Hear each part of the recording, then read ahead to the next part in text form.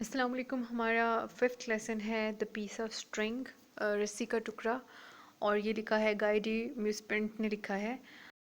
اور اس میں 2 important characters ہیں. ایک کیریکٹر ہے مسٹر ہیوبرٹ کا، اور جو کہ مین کیریکٹر ہے اور جس کے گرد ساری اسٹوری ریوالو کر رہی ہے وہ مسٹر ہیوبرٹ ہیں. دوسرا کیریکٹر ہے مسٹر جیمز کا، جو کہ جس کا بٹوا گم ہو جاتا ہے، اور مسٹر ہیوبرٹ پر الزام لگتا ہے کہ انہوں نے یہ جو بٹوا ہے وہ روڈ پر سے اٹھایا ہے. دا پیس آف اسٹرنگ، اس کی امپورٹنس تھرو آؤٹ بہت زیادہ ہے. اس کی امپورٹنس اس لیے زیادہ ہے کیونکہ یہ شخص جس کے اوپر الزام لگتا ہے چوری کا، جو کہ سڑک پر سے وہ پیس آف اسٹرنگ اٹھاتا ہے، اور ایک مس انڈرسٹینڈنگ میں اس کا نام لے لیا جاتا ہے، اس کے اوپر الزام لگا دیا جاتا ہے کہ یہ والیٹ اس نے اٹھایا ہے، جبکہ اس نے اٹھایا کیا ہوتا ہے؟ پیس آف اسٹرنگ ہوتا ہے، رسی کا ٹکڑا. ایون جب وہ مر رہا ہوتا ہے تو اس کے لاسٹ ورڈز بھی یہی ہوتے ہیں، piece of string, a piece of string, by my word of honor I did not lie. وہ اتنا شیمفل ایکٹ وہ بن جاتا ہے جو اس نے کیا نہیں ہوتا. یہ اس کی لائف اتنی اجیرن ہو جاتی ہے کہ ایونچولی وہ اس غم کو اپنے دل میں چھپائے ہوئے وہ انسان مر جاتا ہے. اور اس کا جو قبر ہوتی ہے اس کے اوپر کیا انگریو ہوتا ہے؟ یہ لاسٹ میں 2 لائنز لکھی ہوئی ہیں. It was engraved on his tombstone. Tombstone کے اوپر یہ انگریوڈ ہوتا ہے، یہ چیز لکھی ہوتی ہے، کندہ کیا ہوتا ہے. ایئرز آفٹر ہز ڈیتھ، اس کے کئی سالوں بعد ڈیتھ کے.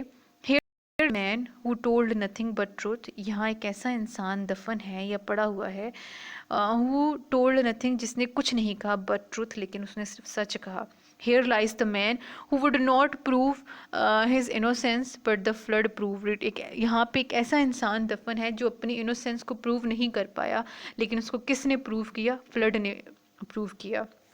تو یہ سٹوری سٹارٹ ہوتی ہے، بلکہ اس کا مین آئیڈیا پڑھ لیتے ہیں. یہ سٹوری ہمیں یہ کہ ہمیں بلا وجہ کسی کے اوپر، بغیر تحقیق کیے کسی کے اوپر تہمت نہیں لگانی چاہیے، جھوٹے الزام نہیں لگانے چاہیے، کیونکہ بسا اوقات اس کا نتیجہ بڑا تباہ کن ہوتا ہے. اگر وہ انسان اپنے آپ کو ڈیفینڈ نہیں کر پایا، اپنی انوسینس کو وہ ڈیفینڈ نہیں کر پایا، انوسینٹ ہونے کے باوجود اس کو گلٹی کیا گیا، تو اس کا ریونج کون لیتا ہے؟ اس کا بدلہ کون لیتا ہے؟ نیچر لیتی ہے. پھر قدرت کا قانون حرکت میں آتا ہے بدلہ لینے کے لیے.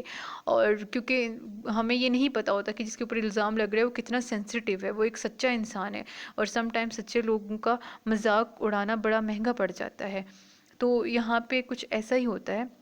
ہنسی مذاق میں ہم کسی کا دل توڑیں تو ایسا بھی ہو سکتا ہے کہ وہ انسان مر جائے، وہ اس چیز کو اتنا دل کے ساتھ لگا لے، کیونکہ جس انسان میں سیلف رسپیکٹ ہوتی ہے، جس انسان میں عزت نفس ہوتی ہے، وہ انسان اس کے لیے یہ چیز بڑی میٹر کر رہی ہوتی ہے کہ کیا چیز سچ ہے اور کیا چیز جھوٹ ہے. اور پھر ایک جھوٹا الزام جو کہ پبلکلی اس کو شیم کیا جا رہا ہے، پبلکلی اس کے اوپر الزام لگایا جا رہا ہے جو اس نے کیے نہیں، اور ایک چھوٹا سا ایکٹ، اور وہ چوری کا الزام جو کیا ہے، ایک بٹوا ہے، ایک والیٹ ہے جس کے اندر کوئی 500 شیلنگس موجود ہے اور کچھ کاغذات موجود ہیں.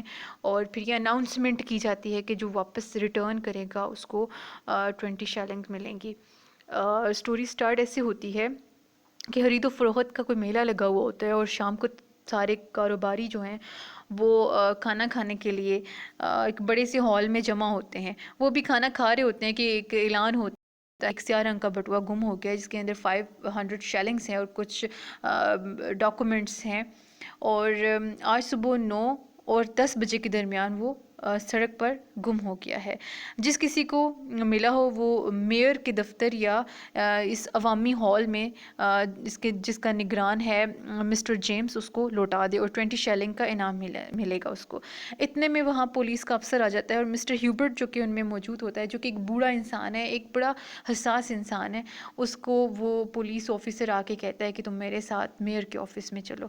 مسٹر ہیوبرٹ بڑا پریشان ہو جاتا ہے کہ وہ افسر اس کو کیوں لے جانا چاہتا ہے. وہاں پہ مسٹر ہیوبرٹ کو بتایا جاتا ہے کہ اس نے ایک گم شدہ بٹوا سڑک سے اٹھایا ہے، بہتر ہی ہے کہ وہ اس کو لوٹا دے ورنہ اس پر مقدمہ چلایا جائے. محض وہ اس کو بتاتا ہے کہ مسٹر جیمس نے خود اسے سڑک سے بٹوا اٹھاتے ہوئے دیکھا ہے۔ اب وہ مسٹر جیمس جو کہ اس ہال کا آنر ہے وہ الزام لگا رہا ہے کہ اس نے خود دیکھا ہے حالانکہ وہ اٹھا کیا رہا ہوتا ہے، ایک رسی کا ٹکڑا اٹھا رہا ہوتا ہے۔ اور مسٹر ہیوبرٹ کہتا ہے کہ اس نے سڑک پر سے کوئی بٹوا نہیں اٹھایا، ہاں اس نے ایک رسی کا ٹکڑا اٹھایا تھا جو اب بھی اس کی پاکٹ میں موجود ہے۔ وہ جیب سے رسی کا ٹکڑا نکال کر انہیں دکھاتا بھی ہے، لیکن کوئی اس کی بات پہ وہاں پہ یقین نہیں کرتا۔ گاؤں کے تمام لوگ اس کا مذاق اڑانا سٹارٹ کر دیتے ہیں کہ اب یہ پیس آف سٹرنگ نکال کے دکھا رہا ہے جبکہ اس نے بٹوا اٹھایا ہے۔ وہ اسے جھوٹا اور مکار ہونے کے طعنے دیتے ہیں۔ بوڑھا اب یہ جو تہمت اس کے اوپر لگائی جاتی ہے اس کا غم وہ دل سے لگا لیتا ہے، وہ چیز اس کے دل میں بس جاتی ہے۔ دراصل وہ بٹوا بوڑھے نے نہیں اٹھایا ہوتا، بوڑھے نے تو واقعی سڑک پر سے ایک رسی کا ٹکڑا اٹھایا ہوتا ہے۔ دوسرے دن جارج نامی شخص گمشدہ بٹوا رقم سمیت مالک کو لوٹا دیتا ہے۔ ٹھیک ہے، اب ایک اور کیریکٹر آ گیا جارج کا، اور وہ آنر کو اس کا بٹوا لوٹا بھی دیتا ہے۔